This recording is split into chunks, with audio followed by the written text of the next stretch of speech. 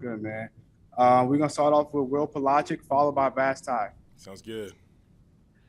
Ickey, Will Pelagic, WFNZ. Welcome home, first off. I know we saw you kind of get off the plane and do your little walk around here around Charlotte. What has it been like to kind of be back in the building and be back in a place that's very close to where you played your high school ball and where you grew up? Honestly, it's just surreal. Like something that you only dream about. It's so rare that this can actually happen. And it's just so exciting. I'm just so excited for this opportunity and just I guess be more engraved into the Panthers organization. I'm just excited.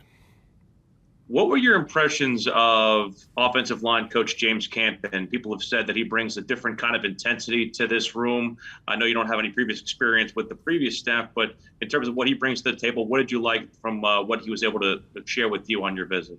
Yeah, it definitely seems like a teacher, someone who knows about the game. I believe he's been in the NFL now, coming on 17 years, something like that. So has the experience, and that was, one of the biggest things that I wanted in an O-line coach, a teacher, someone I feel like who can teach me more and more about, the way to play offensive line.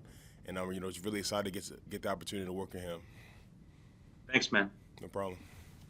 Hi, Ickey. Vashti. I spoke with you last night. I was wondering if you've heard from any of your new teammates. Has anybody reached out to you so far since you've been drafted? And I have one more follow-up. Yeah, I had Sam Darnold hit me up, Christian McCaffrey, Brandon Zylstra. I know Zylstra. I can't butcher his name, but we actually signed to the same agency. So I'm actually it's actually full circle now because he met me when I was being recruited for my agency. Wanted to sign him with them, and now we're on the same team. So it's kind of crazy, but a lot of different people in the staff, and really just fortunate to be calling my teammates. Have you given any thoughts to a number yet? I mean, I think 79 is available. Mm-hmm. Yeah, if that 7-9 is available, I'm grabbing that one for sure. Kind of just keeping that 7-9 hot, keeping it alive. Thanks. Mike Salate, followed by Ellis. Ickey, how are you? Good to see you. Mike Solarte, Spectrum News 1. Congratulations. Welcome back home. Thank you. I appreciate it. Being the number 6 pick in the NFL draft, with that comes a lot of expectation and a lot of perhaps pressure to maybe be an immediate impact kind of guy. Are you looking at that are you looking at it as pressure? How are you embracing this moment? Because there's going to be a lot expected of you, I would imagine, coming in. Yeah, I expected those, the responsibility and stuff. I appreciate, Coach Rule and, Scott and, David Tepper, just everyone in the whole building putting their faith in me at the number 6 spot. And, I'm confident in myself. I'm confident in my abilities to kind of weather the storm and, go through the adversity I need to go through, but ultimately come out a better player. So, I'm really just more excited for the challenge more than anything. I'm going to do everything I can to make sure I live up to those expectations. And then just a quick follow, leaving behind NC State, it's just 2.5 hours away, so I imagine those ties are going to be pretty strong. I imagine that the city of Raleigh and folks back there, like, I don't know, maybe the Carolina Hurricanes might call you for a storm siren sounding or something in the next week or so. Man, that'd be great. I've never got to do the storm siren before, so honestly, that'd be crazy. A lot of Charlotte kids too. I'm trying to get up to NC State, so get to do a lot of local recruiting. So really just kind of excited to kind of build, keep those bonds strong. I'm sure Dave Dorn thanks you. Thanks, Ickey. No problem. Ickey, Ellis Williams here at the Charlotte Observer. We met at your pro day. It's nice seeing you again. You too. Yeah, I remember you. My man, welcome back to Charlotte. Look, for months we've listened to what other people project and predict about what you'd bring to an NFL franchise. Now that you have a home and the draft process is over for you, can you detail what type of football player and person the Panthers drafted at 6 overall in yourself? I guess my play style more speaks for itself. The violent and the physicality that I play with and the mindset I play with, where I just want to impose my will, run pass, special team, doesn't matter. Everything I can to do to impose my will and do everything I can for this team, I'm going to do it. And I'm looking forward for the next couple of weeks where I get to kind of show my teammates and show the staff here that, I'm exactly who they think I am. And as you come in on that top 30 visit, you say Sam and Christian have hit you up. What have you learned about the Panthers culture, and how do you think you can add to that? Well, I just feel like the culture here, I feel like they're building, more connected team, a team built on strength and toughness and, you know, weathering adversity and just everything, you know, just kind of just dealing with the ups and downs and coming out stronger. I'm really just excited to be, you know, a part of that process. Cool. Appreciate it, man. Congratulations. Enjoy it. Thank you. Jonathan Alexander, followed by David Newton. Ekwonu, Jonathan Alexander, Charlotte Observer. Hope you're doing well. Doing good. Good. Let me ask you, you mentioned Brandon Zylstra. You know, did you have any other relationships with any other players who are now your teammates prior to being drafted? Players, no, but I know a couple staff members actually. Shout out Chanel and shout out Tim Rabus. You know, they actually came from NC State, met them at NC State, and now that they're here, you know, helping me on my journey again. So I appreciate them.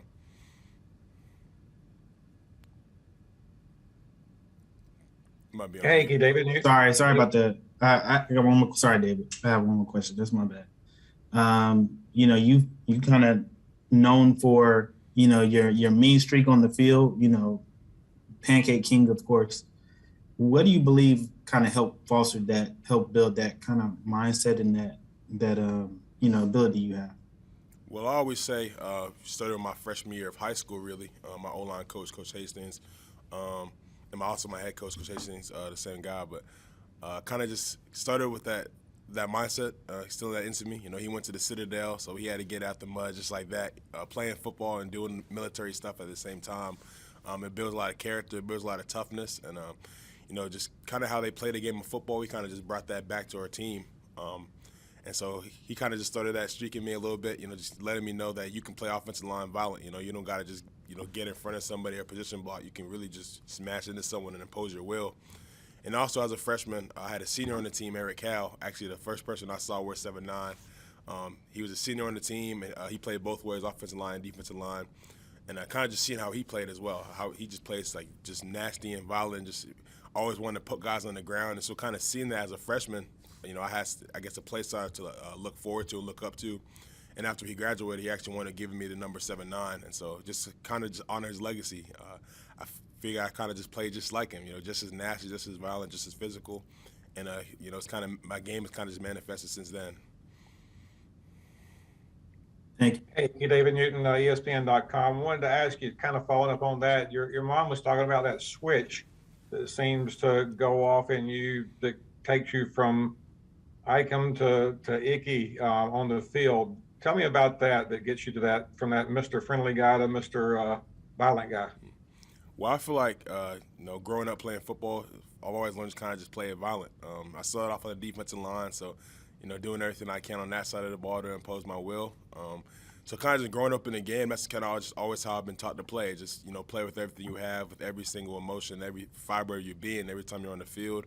And I really take that to heart. You know, I feel like if I'm not playing to my hardest and if I'm not doing everything I can, I really feel like I can't look my teammates in the eye and tell them that, you know, I got their back. So for me, for the security of me, you know, for the security of my relationships with my teammates and my coaches and the trust that they have in me, you know, I have to go all out.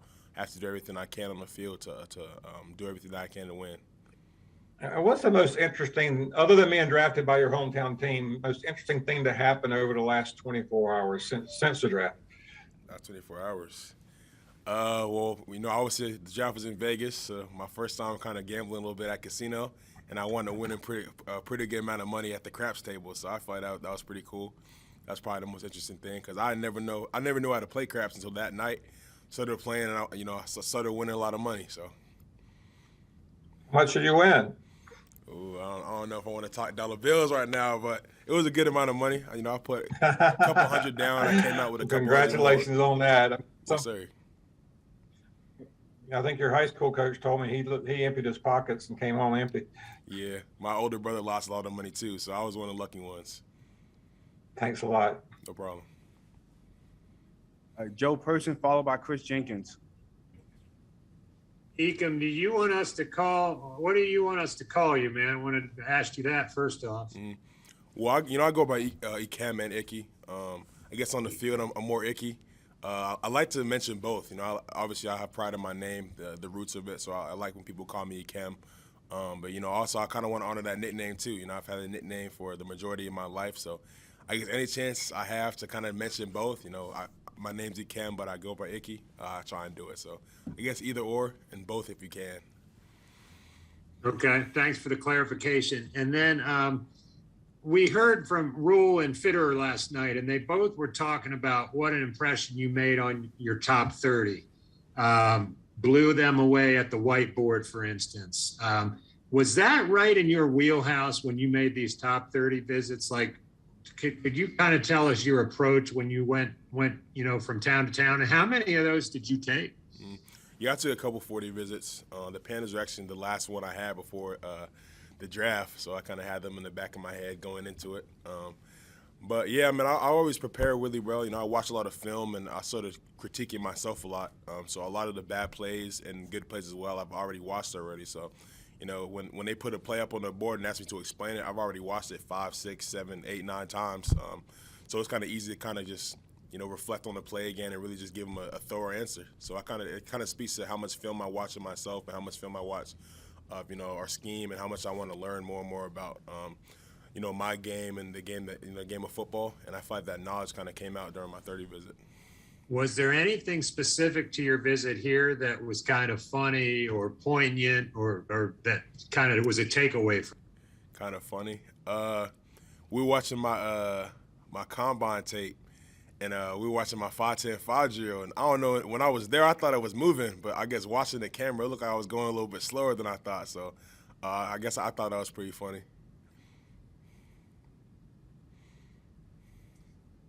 Hey, Ickey, Chris Jenkins with Charlotte Vibe. Those guys before me, man, they really took all of my questions. But one thing I could ask you, though, is, you're now at the NFL, the highest level. What do you see as your prep work is going to look like differently this year going into the pros than things that you did each year preparing in college? I feel like, some of the prep I did is really similar more than anything, taking care of my body, making sure I'm in the training room doing prehab stuff, making sure my ankles are always flexible and mobile and my shoulders are always flexible and hips and everything, making sure my body's as fresh as it can be. Those are things that I did in college, and those are things I'll continue to do in the NFL as well. Might wind up getting a chef or, something like that, just making sure my meals are up to order, because in college, there's only so much you can do on a college budget. So that might be the one big step I make from the college to the NFL. But, in terms of preparation, film studies, I always watch a lot of film in college too, and the pros would be no different. Hey, I know you said Christian McCaffrey reached out to you. He might be a good guy to give you some tips for the diet and taking care of your body. Might have to start meal prepping or something. Yeah, we'll see. One other question. Who's your agent? Mike McCartney. Okay. Thank you, Ickey. Yes, sir. All right, we only have time for a few more. So we're going to go Steve Reed, Nicholas Carboni, followed by Scholar. If I could try to keep it to one question each, that would be great. Thank you. Steve Reed from the Associated Press. Hey, I was just wondering, is there a offensive lineman that you kind of maybe modeled your game after at the pro level growing up, or as you're coming through college? Is there a guy that you're like, that's the guy that I play like? I feel like probably the biggest guy would probably be Trent Williams for me. People don't like when I say that because it's always hard to do what he does, but I feel like the combination he has of finesse and just being a brawler, and the way he does things, it's kind of unconventional. You don't see a lot of guys play the way he does, but, he's doing his job. He's been the highest. I think he had like the highest graded offensive line grade ever in the history of the sport. So kind of just goes to show that you can play outside the box a little bit and still succeed. And I kind of feel like I want to do that too. I don't want to just be the one type of player, one-dimensional. I pride myself on being versatile and being able to do a lot of different things on the field. So I feel like, I probably say Trent Williams.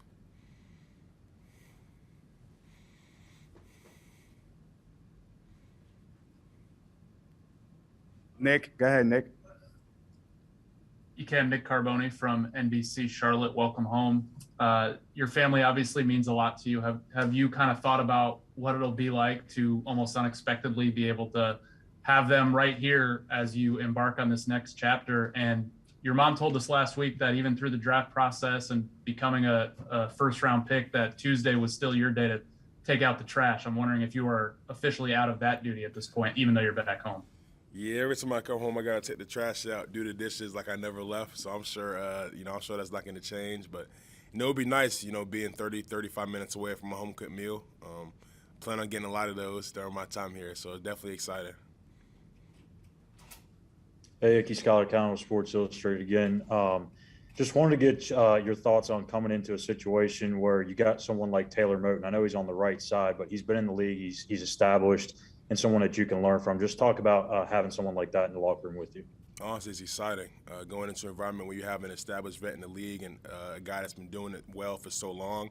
I'm excited to be able to kind of pick his brain a little bit, talk about different things about the differences between college and the NFL, and just kind of really just pick his brain and just learn more and more about the position.